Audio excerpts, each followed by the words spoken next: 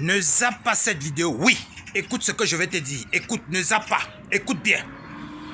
Ne faites plus confiance aux gens. Que ce soit ton père, ta mère, ta soeur, ta cousine, ta tante. Ne faites plus confiance. Parce que lorsque tu vas faire confiance, tu vas te retrouver dans la glace ou 2 mètres sur terre. Écoutez bien, Camte de Lion. Écoutez très bien. Il s'appelle Emmanuel, le monsieur que vous voyez en haut. Emmanuel a 39 ans. Qu'est-ce qui se passe avec Emmanuel? Emmanuel, actuellement que je vous parle, il risque RIP au Cameroun.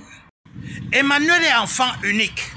Emmanuel, c'était un commerçant à l'époque, au niveau de Yaoundé, au marché Mokolo.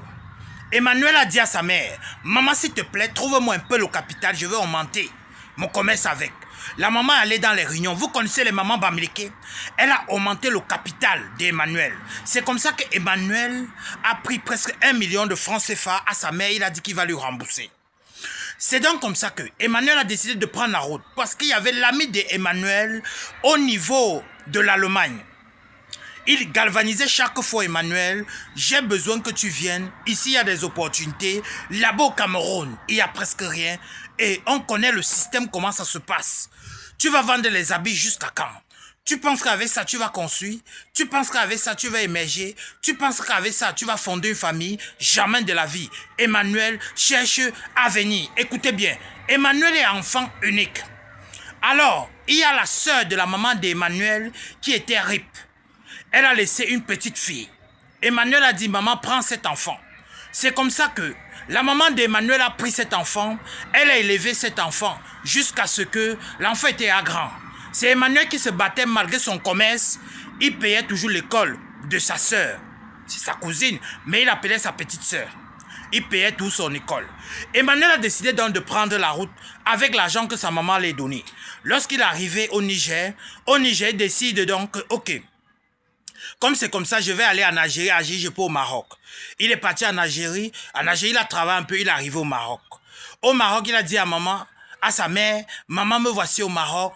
La mère dit, comment tu es parti, tu as voyagé, tu ne m'as pas dit. Si tu te portes déjà bien, grâce à Dieu, si tu te portes bien, je remercie le Seigneur. Écoutez bien. C'est donc comme ça que Emmanuel a dit, maman, je me porte très bien. Maman, ça va. Emmanuel travaillait déjà au Maroc. Emmanuel travaillait dans une boucherie. Il travaillait bien, il envoyait un peu aussi à sa mère et il envoyait un peu aussi à sa petite soeur qui est sa cousine. Écoutez bien, direct. Emmanuel donc décide qu'il veut Boza. Il dit à sa mère, maman, je veux traverser la Méditerranée. La mère dit non. Vous connaissez les mamans africaines. Elle avait peur. Emmanuel, c'est comme ça qu'il a tenté. Il est arrivé en Espagne. Lorsqu'il arrive en Espagne, il décide donc de s'intégrer. Ça ne donne pas. Emmanuel part donc au niveau de l'Allemagne voir son ami. Son ami lui montre les couloirs de travail, il commence à travailler. Mais sauf que Emmanuel n'a pas de documents. Emmanuel, il est inquiet. Emmanuel envoie tout l'argent à sa cousine. Emmanuel envoie l'argent à sa mère. Emmanuel prend soin de sa mère et sa cousine. Écoutez bien. Entre-temps, les oncles sont malades. Emmanuel gère. Emmanuel gère parce que toute la famille. Parce que il est celui qui a voyagé. Il est celui qui est en Europe. Beaucoup de nos familles comptent sur nous. Beaucoup de nos familles comptent sur nous, mais elles ont la haine dans le cœur. Écoutez bien. Beaucoup de nos familles comptent sur nous, mais eux ont la haine dans le cœur. Eux ont l'amertume dans le cœur. Eux ne sont pas fiers de nous voir ici. Eux ne sont pas fiers de nous voir conduire une petite voiture. Eux ne sont pas fiers de nous voir habillés en veste, cravate. Eux ne sont pas fiers de nous voir porter nos bijoux. Beaucoup de nos familles ne sont pas fiers. Écoutez bien. Emmanuel contacte sa mère. Maman, s'il te plaît, j'ai besoin que tu me cherches un terrain. Parce que là où tu es, là, tu es en location. Et je ne me vois pas payer la maison chaque fois, 100 000 chaque fois. Ça pèse déjà sur moi. Cherche un terrain, tu cherches comment on va construire une petite maison. Emmanuel est en Allemagne, il travaille. Il n'a pas les kaolos. C'est comme ça que la mère cherche une société.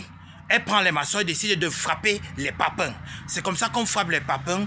Et Emmanuel a envoyé l'argent pour le terrain. On a payé le terrain avec tous les papiers. Ça, c'était bon. La cousine était là. La cousine fréquentait, c'est Emmanuel qui payait l'école. Écoutez bien. Alors, la maman a cherché. On a monté la maison. Emmanuel a commencé à monter la maison.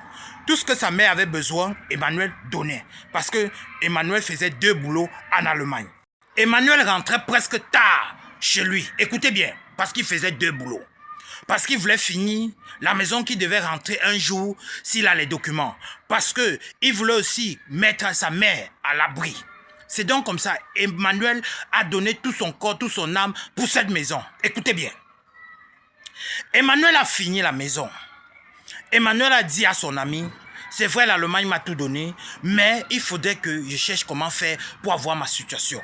Emmanuel décide donc de quitter l'Allemagne, il vient en France. Étant en France, il y a un ami qu'il a rencontré en Allemagne qui était venu passer les vacances. Il lui dit, viens en France, tu vas habiter chez moi. Et quand tu vas habiter chez moi, je vais te montrer les couloirs pour avoir les kaolos. C'est comme ça que Emmanuel est arrivé en France, il a appelé cet ami et cet ami l'a aidé. Il est mis là où on fait la plonge, c'est-à-dire laver les assiettes. Et son patron a régularisé Emmanuel.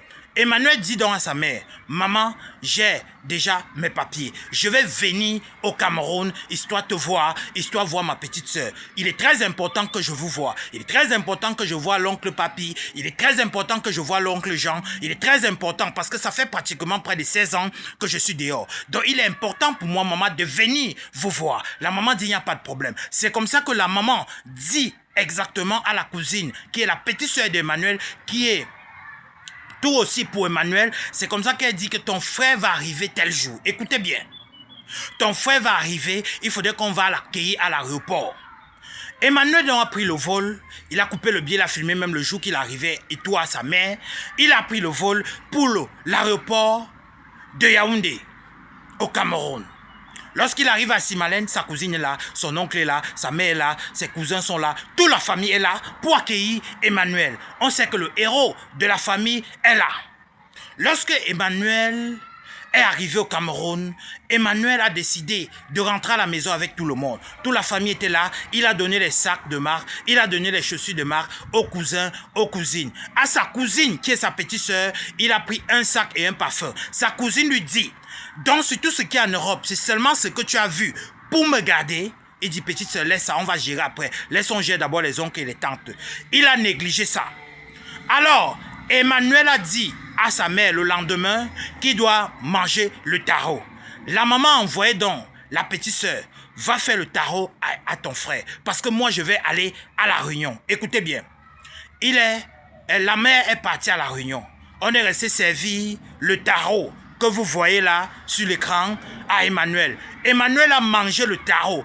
Présentement que je vous parle, Emmanuel, il est à l'hôpital, il ne peut pas se lever. Lorsque la maman est rentrée, elle a trouvé Emmanuel couché dans la couverture, elle ne comprend pas. Emmanuel est en train de pleurer le ventre. La cousine, on ne voit plus la cousine, on ne sait pas là où la cousine est. Actuellement, on a demandé à Emmanuel, tu as mangé quoi? Il dit que la seule chose qu'il a mangé quand il s'est réveillé, c'était le taro qu'il a mangé. Que sa cousine a préparé, que sa petite soeur a préparé. Et il a mangé ça chez lui, dans la maison familiale. Et c'est comme ça donc que la maison qu'il a conçue. Et c'est comme ça que sa mère dit que on va aller à l'hôpital. À l'hôpital, on constate qu'il a avalé du poison, qui est sa cousine. Parce qu'on a appelé la cousine, on lui a mis la pression quand Emmanuel a dit que je n'ai que mangé le taro. La voisine, la cousine a avoué que oui, c'est moi qui ai fait cela. Depuis, maman, tu ne fais que vénérer Emmanuel.